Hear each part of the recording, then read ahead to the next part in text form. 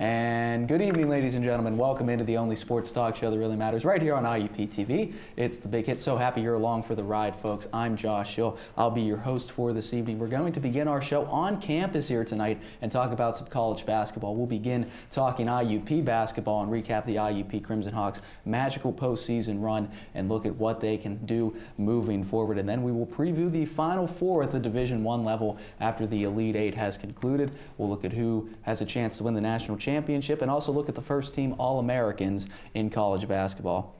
Then we'll continue the basketball theme and move on to the NBA and look at who can win the Rookie of the Year. Our analysts will give their predictions for that particular award. And then it is our MLB preview special, ladies and gentlemen, as we pick our division winners and pick who will win the World Series this season. You aren't going to want to miss a second of the action here, ladies and gentlemen. It's The Big Hit on your television right now.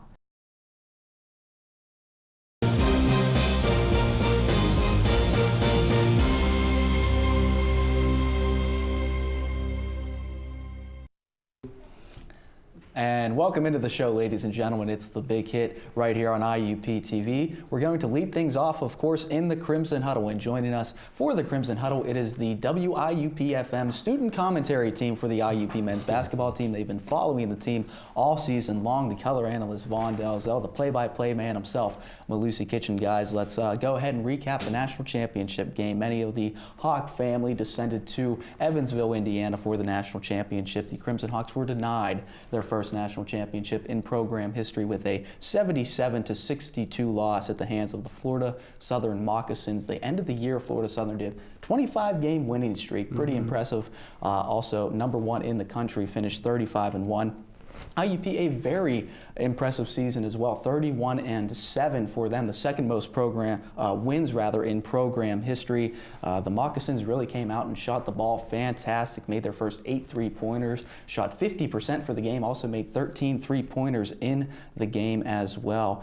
Kevin Capers, what a performance from him, battling a stomach bug, 24 points for Capers in the win. He was named the Elite Eight most valuable player, and some recognition for IUP as well. Devontae Chance, Sean Dyer, both with outstanding games for the Crimson Hawks, and they were named to the Elite Eight all-tournament team as well. So Crimson Hawks make it to their second national championship game in program history, but come up short to Florida Southern in a fantastic season for IUP. So what stood out to you in this game, guys? I think that IUP really out-hustled Florida Southern, but the only difference was Florida Southern's hot shooting, as you said. They made their first 8 threes. They were nearly unguardable, untouchable, and IUP really, they fought hard, but they just couldn't come back. Late in the game, it was too much of a deficit. As you said, Capers had an outstanding game, and no one can guard him, but I mean, what a magical run IUP had. We couldn't be more proud of the team, the way they handled it, and what not better group of seniors than Chance Dyer and Jeffers to make this run with Coach Lombardi. No, you're absolutely right. And I think it was definitely hard for IUP to get back into their rhythm of the game. I mean, when somebody comes out that hot, you know, the team, they came out 7 for 7 of their first 3-pointers, and it was just, and you could tell throughout the game that IUP looked, you know, they looked rattled and flustered because they were missing wide open shots, layups. I mean, I don't know if it was the attention, but I just felt like that run, they couldn't quite recover from it. So, and they were all playing, you know, they were a little off. Chance didn't really have a great game. You know, he struggled throughout the second half, you know, missing shots. And even at the end of the half, they didn't have a great performance. So I just think they couldn't really get back into playing IUP basketball in order to win the game. Yeah, it's pretty hard when your top 2 scorers are having a bad day like Dyer and Chance had. But more to the Moccasins because they shot over 50% from the field goal and the 3-point line and 80% from the foul shot line. So it's hard to really lose when you're shooting that well from the ball. They played a great game, so you can't really I hated that. Yeah, Kevin Capers, Bubby Johnson really had fantastic games for Florida Southern. IUP had cut it to a 7-point game in the second half. Florida Southern went on a big run, and one of the plays that stands out was the Florida Southern 3-pointer. The guy was fouled, went to the line, made the foul shot, the 4-point play, capped a big run for Florida Southern. IUP was not able to crawl back out of that, but that will cap the careers for a couple of guys. Devontae Chance, one of 4 players who had their college careers come to a close with that national championship game. Where do you think that Devontae ranks among the all-time greats in IUP basketball? Because he's certainly got to be on a short list. Yeah, that's a very great question. It's very hard to say since there's so many different eras of IUP basketball. Back in the 50s, they had a player, Jack Calhoun, that scored 24.4 points per game, and that's a lot of points, and he only played 70, but Chance played a lot of games. I'd have to say I'd put him in the top 10 for IUP history, but this season, you could say he had a top 5 season in IUP history, averaging 16, 6, and 4, which is pretty outstanding. He made first-team All-American, but there's a very long list of great players like Darrell Webb that we barely got to see here because we were very young whenever he played, and some of us weren't even here. So it's interesting to ask that question, but I think I'd put Chance at top 10. You can argue with him for a top 5 pick, though. Yeah, I think for anybody, for our time here, I think he's definitely a top 10 player. And like you said, you made a great point. There's different players that come from different eras. The rules are different. The game was played differently. So it's hard to compare, whether or not, he deserves, to be in the top 10 or top 5 even. But from this season and what he's done throughout his career, to me, he's definitely a top 10 player. He led this team with senior leadership. Like you said, he's, I believe, the 4th player in IUP history to be 1,000 points and 500 assists.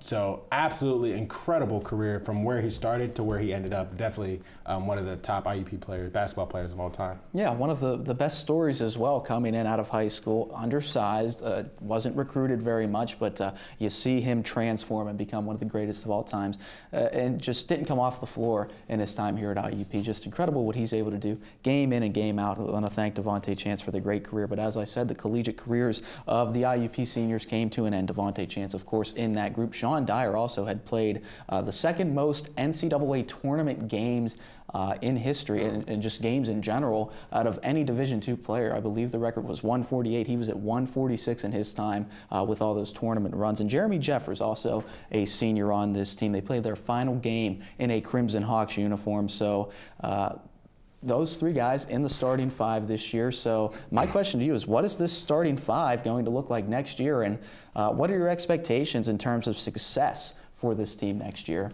Well, that's going to be very hard to say because we don't know the recruits coming in yet, but you have to know that Norfleet's coming back, and you can expect a big year for him. He's going to be the main ball carrier.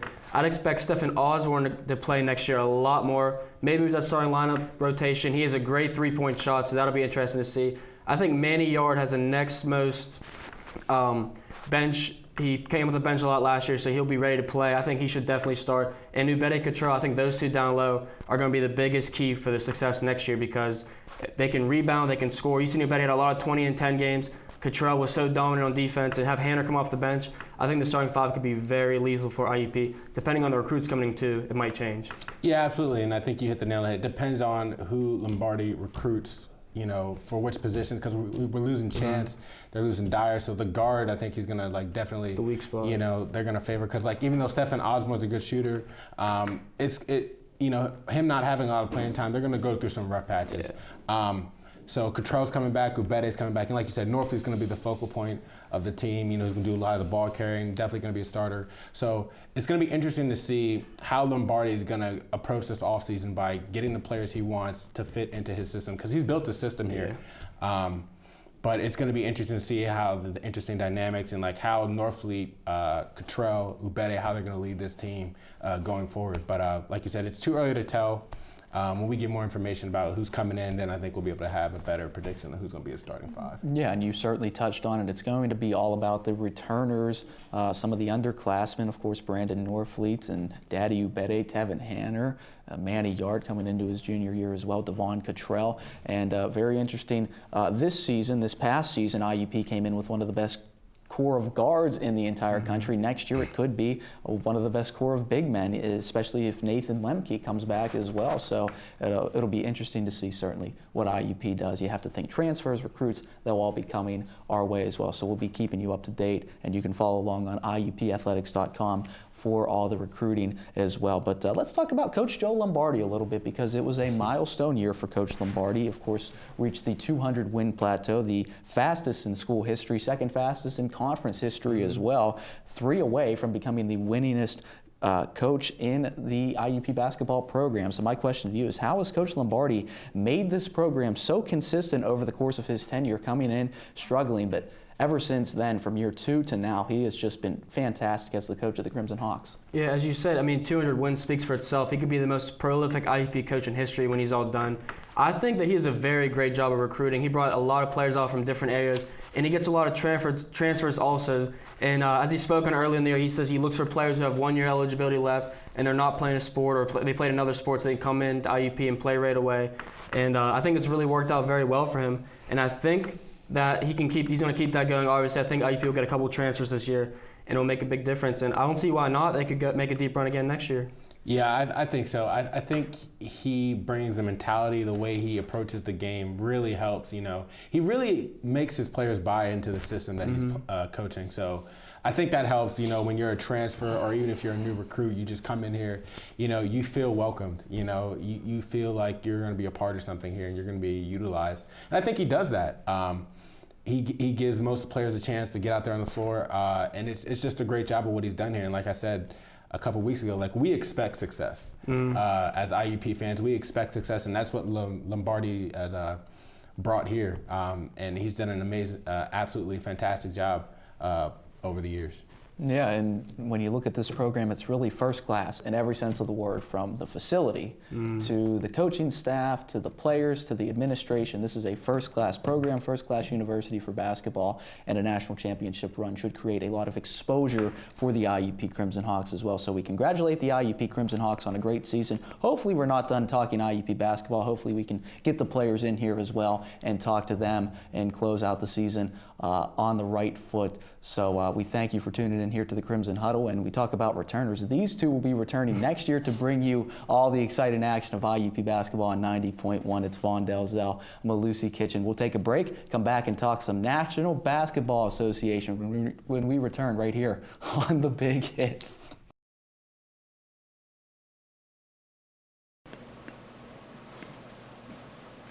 Oh, hey, Devontae. I've been working on something, man. I want you to check it out.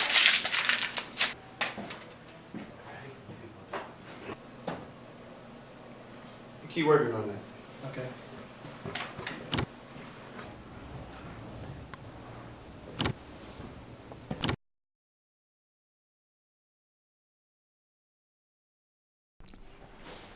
And welcome back into The Big Hit here, ladies and gentlemen. It's time to continue the basketball talk, this time as we talk some NBA. And I know there's a lot of angst on the set. Just want to clear up, no medical issues for me, just slurred my words in the Crimson Huddle, guys. So let's get back on track. Happens to the best of us, I suppose.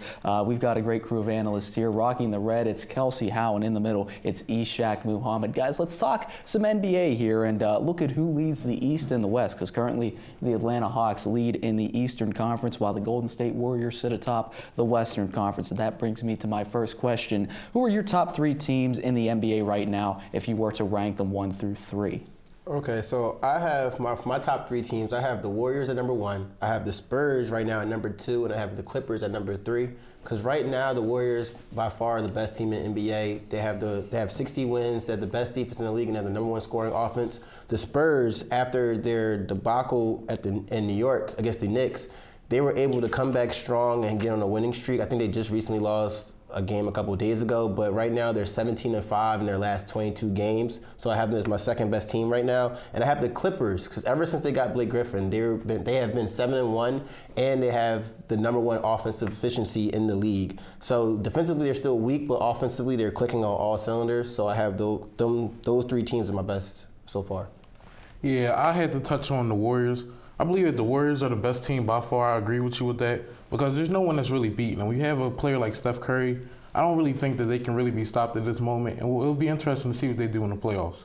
Man, when you got a team like the Cavs, they've been undefeated since LeBron's return in January at home, and they're starting to click on all cylinders. And if Kevin Love gets healthy and his back pain is dissolved, then they should be better.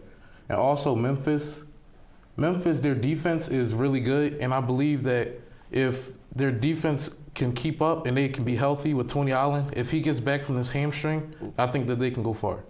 Yeah, certainly sense a theme. Of course, Kelsey, 3 of your teams, all 3 from the Western Conference, and Ishak, 2 of your teams from the Western Conference as well, just proving what we've been saying all year, the Western Conference far more superior than the East. But let's go ahead and talk about another Western Conference team, and that is the Oklahoma City Thunder. 42-38 right now. They sit in the final playoff position in the West, but some bad news for Oklahoma City. Kevin Durant out for the rest of the season. So with Kevin Durant out, do you believe the Thunder have any chance of advancing past the first round of the playoffs, or even making the playoffs for that matter?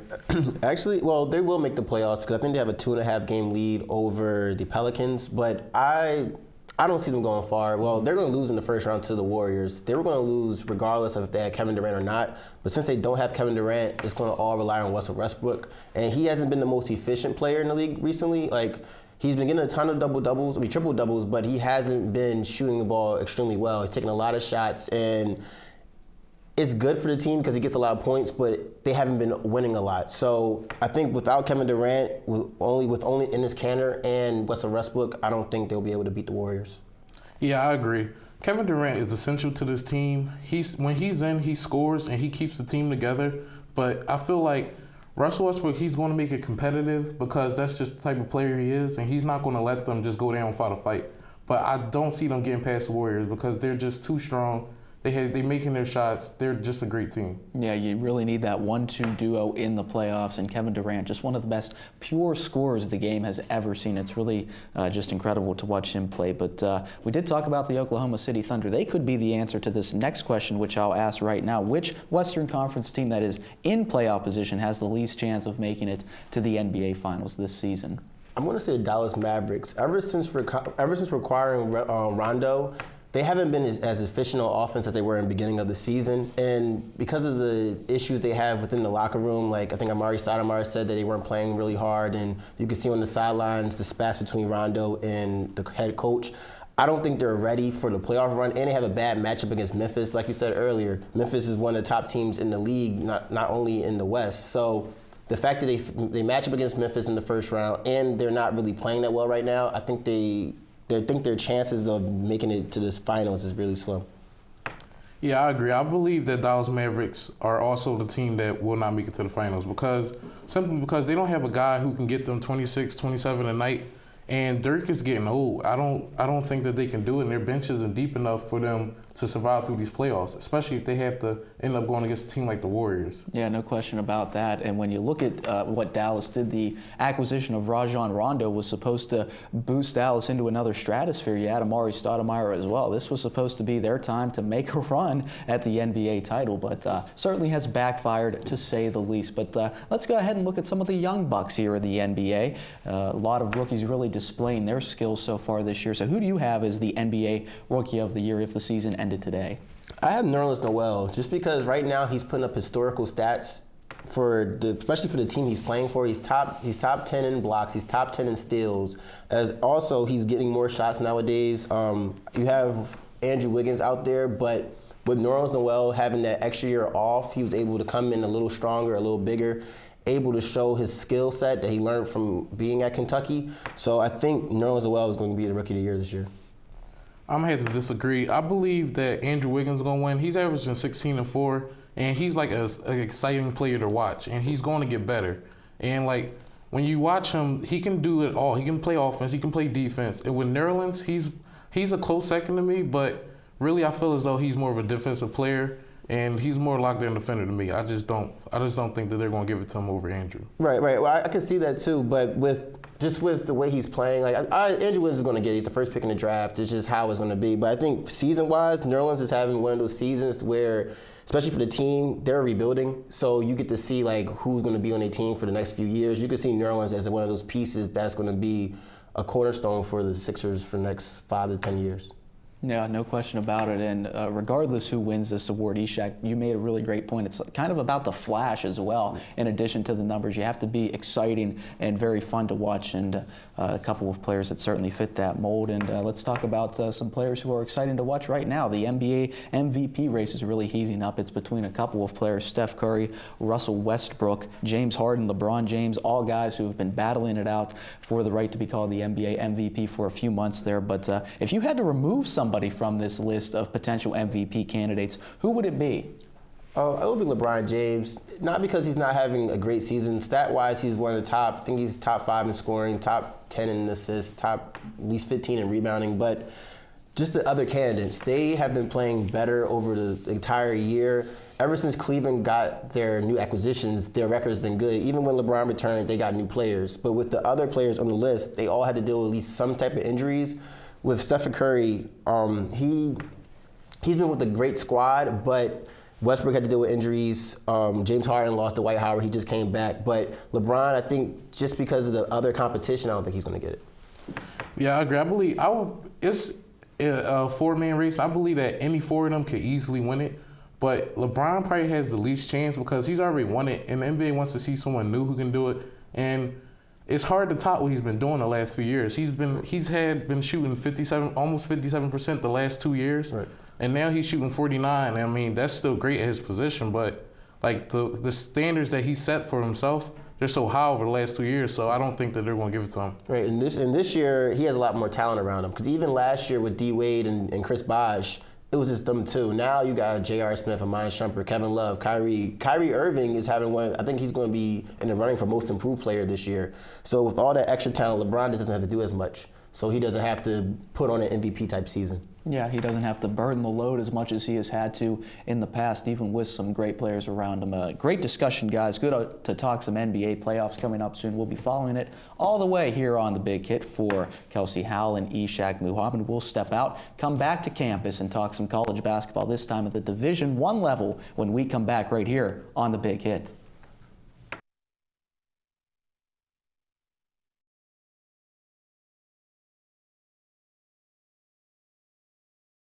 Out of all the bird teams in the NFL, I really like the Cardinals.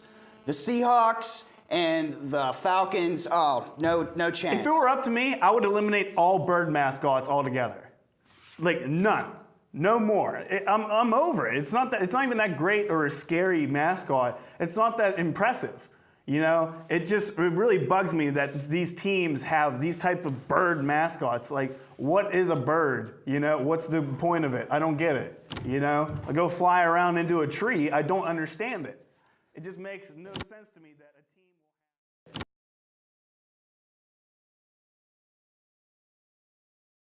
team will. Welcome back into The Big Hit, ladies and gentlemen. We're going to keep it here in the world of basketball, this time going back to college basketball at the Division I level as we crash the boards with Willie G, Will Gaucher, and Kyle Condor as well. Guys, you were part of our NCAA March Madness preview special. You previewed the bracket from day one, and I'm sure you've watched all the games as well. The Elite Eight is over. It's incredible how the tournament just goes by. Which Elite Eight game did you enjoy the most out of all of them? Well, Josh, I would definitely have to say it's the Kentucky game versus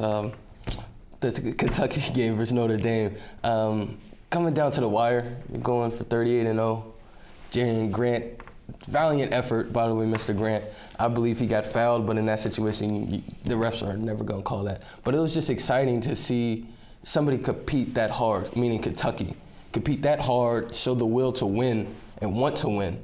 Because they could have easily laid down when Notre Dame was throwing those shots at them, Augustine was going crazy down low. It seemed like he was an unstoppable force. And Notre Dame really opened up a lot of people's eyes, truly, to see what a really good basketball team can do to a great basketball team. Yeah, I can't disagree with you. Well, that game was incredible. I mean, the way Notre Dame was able to control the ball the entire second half and then blow it at the end was just incredible. But I'm going to talk about a different game just because we'll switch it up a little bit. I really liked Wisconsin and Arizona, and this is a matchup that I had my eyes on since the beginning of the tournament. And that's because this matchup featured the most overall talent. in my opinion. And the way that Wisconsin was able to win the game proved that they are probably the second best team in the country, and we'll find out if they're the best coming up here. We'll talk about that a little bit later. But Sam Decker and Frank Kaminsky combining for 56 points was just incredible. And TJ McConnell going down fighting like that his senior year, also incredible. The game overall, the atmosphere there was incredible. Aaron Rodgers was in the building. Your boy. They showed him on TV over and over again. That's my favorite NFL player, so I was excited to see that. Realistically, though, every Elite Eight game was incredible. We just named 2 of them, but we don't have all day to talk about all of them. That's true. That's true. I know you would like to talk about all of them, but let's talk about 3. So we'll talk about 3 out of the 4 here. We'll talk about Michigan State and their victory over Louisville. Michigan State coming into the Final Four as a 7 seed. Are you surprised at this run? A lot of people like to substitute the word March with Izzo. That's what I've seen. Hey. So are you surprised at this? No, not one bit. I was looking up a little bit of the Izzo's tournament stats, and let's see. Last year, Elite Eight, they lose to Connecticut. Connecticut ends up winning the national championship. The year before that, they go to the Sweet 16, as well as the year before that. So these seniors that are playing right now in this Final Four game, they're already tournament tested. Then, as you said, Tom Izzo, when it gets to March, what other coach would you really want? I mean, you got Calipari, he gets those players. Coach K is following Calipari's system, but Tom Izzo never gets those high-quality players, but yet still, they make it far in the tournament. So it doesn't surprise me at all. Yeah, I agree, Will. Michigan State, no surprise that they're in the tournament right now, and that's because of Tom Izzo, as well as the experienced lineup he has, Travis Trice and Brandon Dawson leading that team right now. They've been there before. They've done it. So no surprise to me that they're here right now. They're not your typical 7 seed. They're not Davidson or George Mason or a mid-major school. They might have played like one throughout the regular season, but we knew coming into this tournament that they were equipped to make a run, and they're doing so right now. So I can't imagine that anyone is surprised about this situation, really. Yeah, Michigan State really finds a way to win games in all different ways. They scored 23 transition points against Louisville, and that is more than Louisville has allowed in the first 3 games to their opponents combined. It's just incredible to see what Michigan State is able to do. They're really good in transition. They can win it on defense. They can win it on offense, and that is probably a direct extension of Coach Izzo, as we mentioned. But when you look at this NCAA tournament in the Final Four, the Kentucky Wildcats still in it, the #1 overall seed. So pretty simple question here. Are they still your favorite to win the national title as the #1 overall seed? Me and Kyle, we were talking about this yesterday off air. I can't pick them right now. It's tough to say that, but when you watch what Notre Dame was able to do, as you said, that ball control and them taking them down to the wire, maybe a few mistakes that they have made, that had cost them. I really like this Duke Blue Devil team, and it's the guard play and an X factor that we really kind of never talk about. Justice Winslow, he is balling in this tournament, and then you got Jahlil Okafor. They have a host of characters that they're just ready to step up, have this rematch versus Kentucky. That's who I have in the national championship game. Ultimately, Duke winning. I'm not going to change my mind here. I'm going to stick to my guns with Kentucky. I've been saying that since the beginning of the tournament, just like everybody else pretty much. And I say that because I'm not going to point my finger at Duke and say that they've really changed at all, in my opinion. Duke has kind of had an easy run to get here so far. I'm not knocking Gonzaga at all, but Gonzaga comes from a mid-major conference, so Duke hasn't really beaten any great teams. Kentucky just beat Notre Dame, who, in my opinion, was a great team, winning the ACC and showing that Kentucky is better than the ACC champion in that last game was really impressive to me. I can't say that Kentucky is playing better than I expected them to. They're playing probably worse than I expected them to, but there's really no reason for me to say that Wisconsin, Michigan State, or Duke is the favorite at this point in time. So I'm going to stick with Kentucky and say that I still think they're going to win the national championship, but it's definitely up for grabs for sure. Yeah, and I don't really have the numbers in front of me, but I just kind of want to see how many people's minds did change after that game between Notre Dame and Kentucky. Kentucky looking human almost for the first time this year. They just rolled through their schedule. But we've talked a lot about teams, and let's talk about teams, but on an individual basis and take a look at some important players here. Who do you think is the most important player for his team to have success for the remainder of this tournament? And there are many players out there in this tournament, but I'm looking over into, I believe it's the first semifinal game versus Kentucky and Wisconsin, and that's Sam Decker. Now, his past 2 games versus Carolina and this last one versus Arizona, and versus Carolina, he had 23 points. which set I believe, a career high, and then he follows that up by having 27 points versus Arizona, and he's averaging 22 points right now in the tournament. You know that Kaminsky is going to get his, but versus those bigs, he's going to have to stretch the floor. He's going to be their main target.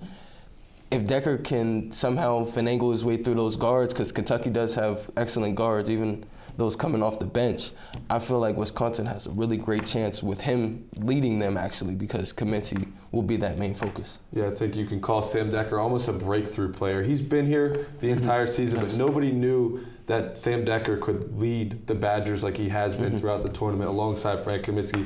I'm going to pick another breakthrough player, and that's Justice Winslow of Duke. Yes. Now, of course, he has arguably been the MVP of the entire tournament. He has been Duke's motor, to say the least, and I think that he's going to have to continue to be their motor if they want to win the national championship. They're going up against a Michigan State team that is great at rebounding. Yes. They have a lot of big guys, and Justice Winslow is a great rebounder for his size. I mean, he's proven that throughout the tournament, double-digit rebounds in almost every game. He's going to have to do that against Michigan State if they want to get past Tom Izzo and his team, and he's going to have to do that in the national championship no matter who they play. Because if you're going up against Frank Kaminsky or Carl Towns or Willie Cauley-Stein, pick your poison, really. The big guys are going to be there, and Justice Winslow is going to have to get some boards. So I think he's going to have to be as important as he's been if Duke wants to make a run for a national title. You guys just looked at some players who need to really perform well to impact their team. Let me throw a couple more names out at you. These are the first-team All-Americans, which were announced on Monday. The team consists of D'Angelo Russell, Jaren Grant, Frank Kaminsky, Jahlil Okafor, and Willie Cauley-Stein. Guys, pretty simple here. Do you believe the committee got this first-team All-America selection correct? I do. I really do. You look at Russell, he's averaging 19 points, close to 20 as a freshman. You know, he kind of came out of nowhere. He's a top player, but nobody was expecting this, offensive outburst. Jaren Grant had a team of, if not one of the best teams that Notre Dame has had, almost knocked off the Goliaths, as you said, made them look human. Only interchangeable piece I would say maybe is Anthony Towns for Cauley-Stein, but one of those two, I mean, get what you take, I guess.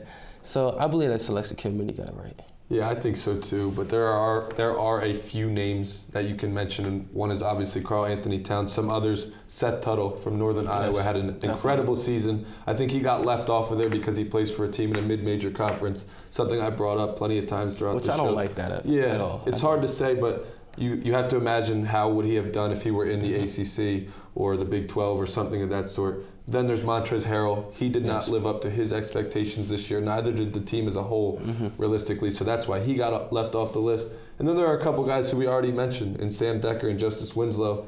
Maybe if they played as well as they're playing now throughout the entire season, they could have been on that list, but they did not. So I think that the committee got it right for sure. And one thing I wanted to mention, Vaughn Dalzell, who was just on the IUP basketball segment, gave me a good stat before I came on the show here, and that's Willie Cauley-Stein was the first ever All-American player to not average 10 points per game throughout the season. Yeah. Just goes to show you how much more important defense is becoming in college basketball. That's the main reason he was on that list. So pretty cool stat there just to go along with my agreeance of the All-American team. Yeah, no question about it. The committee, definitely not an easy task to pick the first team All-Americans or pick who deserves certain awards, because there's just so many deserving candidates. And guys, college basketball season winding down, and we're sad about that, but we're happy about where we're at here with the Final Four and the national championship game looming. Guys, I want to thank you for talking college basketball throughout the season. Hope we can do it again sometime soon. For Will Gaucher and Kyle Condor, we'll step out and then return with our MLB preview special. Some new analysts coming to the Big Hit, ladies and gentlemen. We'll debut them when we return right here on the Big Hit. So guys, with the tournament coming up, what are IUP's chances this year? I think they have a really good chance because the PSAC is not that strong compared to IUP. IUP moves the ball a lot quicker than most teams. They're very well-rounded. They've been playing together for a while. They've got a lot of big-time transfers. So I think that they have the edge over most of their opponents simply because they have experience. Experience gives you the edge any day of the week. So that's definitely why I think they can win the PSAC tournament for sure. What do you think, Norm?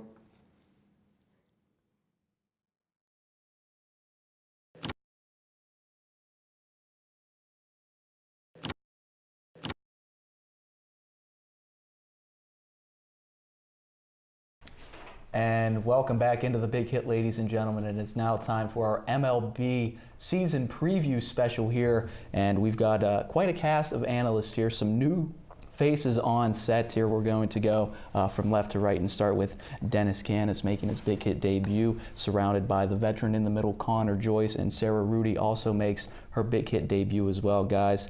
Great time of year. Everybody's mood seems to perk up a little bit here with this time. The weather gets a little bit warmer, and of course, baseball season draws near. Let's go ahead and talk about the Major League Baseball season here. Pretty simple formula for this. We're going to look at the divisions. We're going to look at who will win the awards at the end of the year as well. So let's begin with the American League and look at which division, the East, Central, or West, is the most intriguing this season. Dennis, we'll start with you. I think coming out of the East, Boston's going to be the most interesting this year. I mean, last year they had a lot of injuries, lost Lester to the Athletics, who helped them make an amazing playoff run. But I really think Victorino, Ortiz, and their power hitters are really going to keep them in the playoff run, because the East is going to be very nice with the Orioles. And the Yankees aren't looking too bad either, but I'm going to go with Boston. I'm going to go to the complete opposite side of the country, and I'm going to look at the AL West. I'm looking at the Mariners as the most intriguing team in the American League. You look at that division, it's stacked with the Angels, who's got a lot of talent, and also the Athletics, a team that has a lot of promise the last few years that they've been shown that they have a lot of talent. I really like the Mariners and what they have the capability of doing this year. You look at their pitching staff, led by Felix Hernandez, a great pitching staff there in Seattle. It can lead them to a World Series. And you also look at guys like Robinson Cano, a guy who was signed 2 years ago to this team, and a guy who wants to win a championship. You look at some of the other additions that they made this year, and Nelson Cruz, a huge bat that they just added to that lineup that they really needed, and is something that could be really huge to give them that extra push. I said about a year ago when they started making these acquisitions for these guys that you could see this team in a few years start making that hump to become a World Series contender, and I think this year could be their year, that they really make that extra mile to maybe make a World Series or a just American League championship push. All right. I feel that Texas will take it. I just think that they have a good spring training going on, and they have a lot of good people, so Texas is my pick. Yeah, and with Texas losing Yu Darvish, not good for them. But I'm going to jump on the Houston Astros bandwagon, maybe a year or two early, but the way they're starting to build up their team, adding Evan Gattis, adding Colby Rasmussen in the outfield, signing that massive TV contract, they'll have a lot of money to work with going along with Jose Altuve. So still maybe a year or two, but you have to look at Houston to make a run, of course, as well in the American League. And guys, it's time for predictions. And what we do here is we get it on video, and we look back later, and we either laugh at you because you got it wrong, or we call you geniuses because you got it right. So let's start with the American League MVP and look at who your front runner is to win that particular award, Dennis. Oh, without a doubt, I'm going to go with Mike Trout of the Angels. He's young, he's powerful, and he's always healthy. I haven't really even heard of him ever having a health problem. I like the guy. I like the guy a lot. And he's back from right around my area in the hometown, so I really root for him. I think he's going to really help the Angels this year as well, bring them maybe deep into the playoffs. I don't know about a World Series, but because they got other problems, but I'm going to go with Mike Trout. It's hard to argue about Mike Trout. He's the best player in the Major League Baseball, and it's hard to say that anybody else is going to really compete with that unless he gets run over by a train this year and can't play at all. So I think Mike Trout is easily your front runner. It's hard to even think about who could contend with him because he's just so above a lot of these other players in the American League. But I completely agree. I think Mike Trout's definitely the front runner there. I also feel Mike Trout. I feel he had great numbers last year, and he's a good player, and he knows everything. And, there's no injuries, so Mike Trout. Yeah, Mike Trout, of course, the consensus favorite here, and pretty good reason. Some other players, I'll just mention it just to throw some names out there, I guess, for argument's sake. Jose Abreu, the very talented first baseman from the White Sox, and Miguel Cabrera. Perhaps he has a resurgence, maybe not, but as you guys all said, Mike Trout seems to be the way to go. But let's move to the Hill now and look at who is the front runner to win the American League Cy Young Award. I'm going to go with Felix Hernandez. Like you were saying earlier, they got the Mariners just in general have a great team, and I really feel like that he's the captain, like you said, and he won in 2010. And I feel like just the drive is all there. It's ready. I'm going to go Felix Hernandez. Felix Hernandez is a great pitcher, and he's definitely a huge contender this year. Another guy I'm looking at is on a very poor team, a team that's probably not going to contend for any kind of playoff spot, but Chris Sale for the Chicago White Sox. I think has really been playing well throughout the last couple of years. He's gotten better and better. He's 25 years old now. Last year, he had a 2.17 ERA, and also he had almost 11 strikeouts every 9 innings. So I think that this year could be his year. I think that he's going to try and play as hard as he can to show everybody how good he really is on this team that has really no expectations. So for him, the sky is the limit to show everybody really how good he is this year on that team. I'm not too sure about the Cy Young winner, but I feel Felix Hernandez has a good run at it. Yeah, no question about it. And when you look at the Cy Young Award, Felix Hernandez, of course, is the favorite. Chris Sale also in there. David Price coming to the American League as well, to the Detroit Tigers. He's been roughed up in a couple of spring training outings. Not that that really has anything to do with anything, but he's a name that has been tossed around there as well. But now it's time to really buckle down here and look at who will win each AL division and who your 2 wild cards are come season's end. So who do you have winning this season? Coming out of the East and the AL, like I said earlier, it's very difficult for me to pick. I think I'm going to go with the Orioles. I think they're going to win the division, which will make Boston the first wild card team. I think that just the East is just so competitive that there's going to be two. Two are coming out of there. The Central and the AL, I'm going to go with the Detroit Tigers.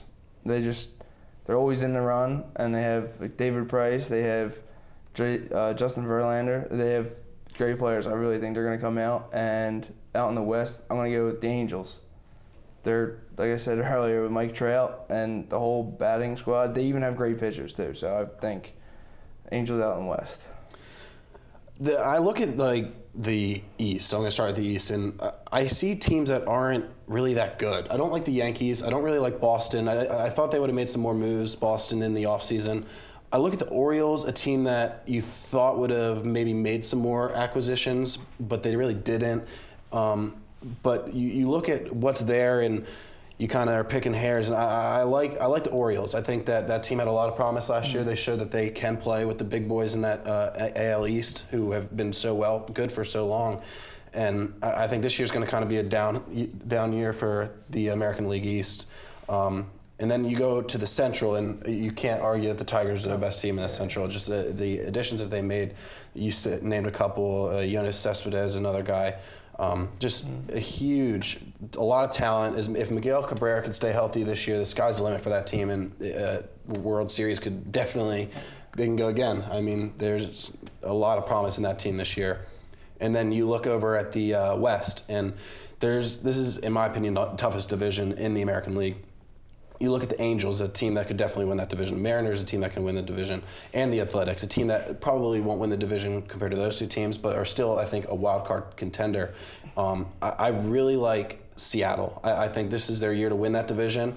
I look at the Angels. I think that they're getting a little older. I love Mike Trout, best player in baseball without a doubt. But you look at guys... but Pujols just getting a little older, getting over the hill, and you look at a couple guys on their roster. Hamilton, can he stay healthy?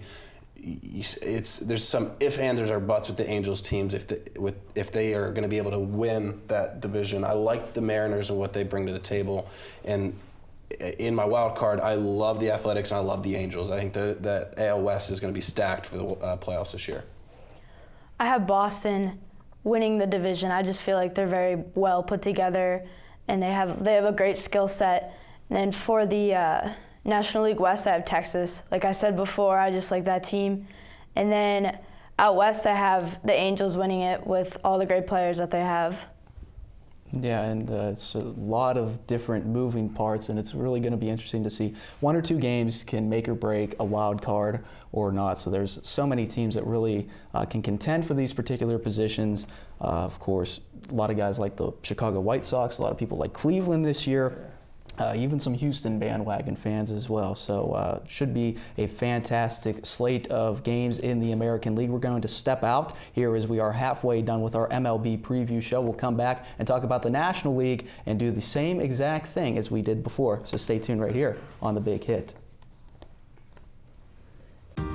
It's hard to explain. It just became home.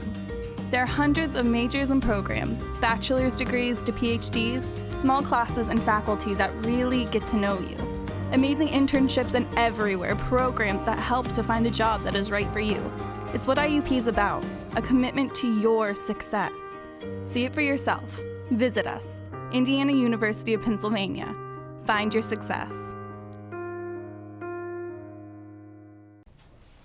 Welcome back into The Big Hit here. It's our MLB preview special here as we sit down and discuss the potential happenings of the upcoming Major League Baseball season. We're joined by Dennis Canis and Connor Joyce and Sarah Rudy as well. My name is Joshua. And guys, before the break, we talked about the American League, and now we're going to transition to the National League side of things. Same formula as before, same set of questions, just flipping the division. So we'll begin just like we did the last segment and look at each division, the East, Central, or the West, and ask which one is the most intriguing this season.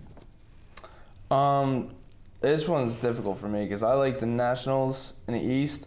But I think the most intriguing team is going to be Detroit. Not Detroit, the Dodgers.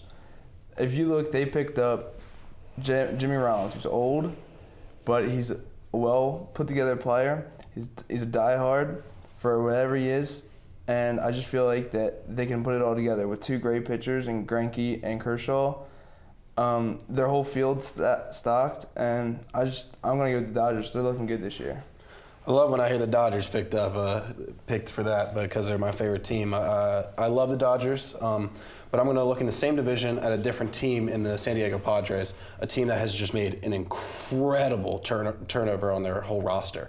I'm just going to name a couple of their guys that they've added this offseason, but you look at guys like Matt Kemp, Justin Upton, and James Shields, a great pitcher. This team, the sky's the limit. They went all out this offseason to try and get the best guys on their team. You look at some of these guys, can Matt Kemp produce and can Justin Upton produce? Two guys that they really needed outfielders, and two guys that are kind of sloping downhill the last couple of years. So it's going to be important to see if these guys can really turn it around, and I think they can. I think the Padres are really going all out this year to try and make a push for that playoff contention, because they definitely, in that division, it's tough. You look at the Diamondbacks, a team that had a very bad season last year, I think is going to have a completely big turnaround. The Dodgers, the Giants, the Padres realized that they needed to try and keep up with these teams, and I think with all these acquisitions that they've made over the offseason, that they definitely are in contention for a wild card. Oh, yeah. I feel the Dodgers also. I feel taking the veteran players in the draft will help them throughout the season. And looking here at the NL, we'll continue the discussion here and look at the MVP, some individual accolades. Who wins the NL MVP this season? I'm going to go with Bryce Harper. Now, Bryce Harper has been in the discussion for a few years now of maybe one of the best baseball players out there. I still say Trout's the best player. But he's been in the league for so long now. He's about 25. Him and the Nationals just really haven't even done anything. To me, that's been impressive with their numbers. And I just think this is his year. I think Bryce Harper is all the way going to take the team somewhere and lead the league in a MVP season, honestly. Nationals are going to need it this year. They have a huge opportunity for a World Series ring, and they need that bat in Harper. Okay. I'm going to go and I'm going to look at a guy in Miami. I'm going to look at, the Florida Marlins, and I'm going to look at Giancarlo Stanton, a guy who just signed a huge, monstrous, ridiculous contract, a guy that has so much promise that the Marlins have just completely invested in. And I want to see, can this guy really show how good he is? I want to see an MVP-like season from this guy. So I want to see that he really deserves this money that he just got. I forget the exact numbers, but it's some. Do you know, Josh, the numbers that the payment that he just got? It was 13 years over $300 million, I believe. Just astronomical number for Stanton, for sure, yes. So I'm looking at Stanton, and I really want to see him produce in the numbers, and I want to see an MVP season with that contract. I like Andrew McCutchen. I always think he's a great player. He played great last year. I have high hopes for him to play this year. I really want him to win. Yeah, all three great picks. And when you look at Stanton a little bit more, making this kind of money, it's almost got to be an MVP or bust type of campaign for him, or else the expectations will probably not be met. And that's a tough position to be in for a player. A lot of pressure on Stanton for sure. But let's go ahead and look at pitchers here in the National League and ask who the Cy Young Award winner will be this year. Okay, this is going to make me sound very biased toward the Nationals, but I think it's going to be Steven Strasburg. I think for the past few years, he's the biggest name in baseball. Even with the injury that he had, they had him on a pitch count, and I just really think that this is his year. This is his year to shine, come out and show people that he's not a joke, that he is the animal that everyone claims him to be. And if he can help him and Harper both win both the big titles in the NL, I don't think they're going to win like the World Series with them both, but I think they could do it. I think he can do it too. I think it's definitely Strasburg. That pitching staff in Washington is just dangerous. It's scary to look at those guys. All those guys are just incredible. Zimmerman and Strasburg and Verlander, is it? Gio Gonzalez. Yes. And you look at that team and you see a lot of great pitchers, but I'm going to be a little biased with my pick here with the Cy Young. I'm going to go out to Los Angeles. Mm-hmm. Clayton Kershaw, a guy who is just an unreal pitcher, guy who's been throwing 1-point-some ERA the last couple of years, lights out every single time he's on the mound. Dangerous player, and I just so hard to just count him out for Cy Young. So I'm going to definitely go with Clayton Kershaw. I feel there's too many prospects to pick a Cy Young right now. I feel anything could happen. It's just the start of the season. We don't know what's going to happen, who's going to escalate into being better, or what's injuries, anything like that. So yeah, no question. Look at Clayton Kershaw last year. He was in the running for the MVP award. He was that dominant, so very good to see that. Some other guys, of course, Max Scherzer joining the Nationals as well, could be in contention. That's who I was thinking. Could be in contention for the Cy Young. And Johnny Cueto had a very good year last year, and if the Reds have any hopes, Johnny Cueto's going to have to lead them. But now it's the moment you've all been waiting for. Let's pick our division winners and our wild cards one by one. And Dennis, we'll start with you. Who wins this year? I'm going to start out in the West. As you were saying earlier, how the West is they're a very good stacked team. Division. I think that the Dodgers will take the division out in the West. And I think that the Mariners will be right there with the wild card. The West is strong. Like how you were saying earlier, very strong. I like a lot of teams out in the West. From the Central, you really only have two teams, is Cincinnati and Pittsburgh. I feel like Pittsburgh's going to take it this year. Cincinnati looks like they're going to have a little bit of health issues coming in, and I don't know if that's going to, it'll hurt them in the beginning, and depending how long it takes, I don't know if they'll ever be able to recover. And coming from the East, I'm going to go with the Nationals. I mean, nobody else in the East really. I'm a Phillies fan, and it just hurts me to say Nationals are going to win the East, but, that's got to come to real life. Hey, you look at the East and it has to be the Nationals. The division is atrocious. You look at the Braves, they get rid of basically everybody that they have. I don't like what the Braves did at all this offseason. Phillies, terrible. They're trash. I don't know how else to put it. They're trying to get rid of Cole Hamels still, which they should. I don't know why they signed Chase Utley again last year. It's kind of just a bombshell in Philadelphia right now with that horrendous team. So you got to look at the Nationals. They got to be number one in the NL East. Then you go to the Central, and Pirates fans, I want to pick you. I want to pick the Pirates so bad to win the Central. I think that they didn't lose as many players as they expected to. I like that pitching staff still. I just something about the Pirates I really like. I like McCutchen. He just brings so much energy to that team. and it's so hard to really pick this one, but I think I'm definitely going to go with the Cardinals just because of the history that they have. It's so hard to go against the Cardinals just with how well they've been playing the last 10, 20 years, just all the championships that they've been really contending for. So I'm going to pick the Cardinals in the Central. And then the West, I got to pick the Dodgers. The West is going to be fun to watch, though. You look at a lot of those teams. The Giants, just a team that on paper look as bad as the Phillies, but when they play, they know they are so well managed by Bruce. What's his name? Bruce Bochy. Bochy. Yep. Just so well managed out there, and as you saw last year, they go and win a World Series. So I'm gonna take the Dodgers in the West, and you look at the wild card. I'm definitely taking the Pirates as my number one wild card seed there, and that last wild card seed is gonna be a race. I think it's gonna come down to teams out in the West. I think you can look at the Giants. It's hard to ever count them out. And I love what the Padres did over the offseason. I think that the Padres, in my opinion, are the last wild card seed to make it in. But that last wild card seed in the National League is going to be a lot of fun to watch. Mm-hmm. Mm-hmm. I like the Nationals for the East. I feel they have a great team, great set of players. And for the Central, I love the Pirates. I feel like they have a great team. Like Connor said, they didn't lose too many people. They still have McCutchen. They still have all their star players. And for the West, I'm going to go with the Dodgers because I feel like they have a great team too.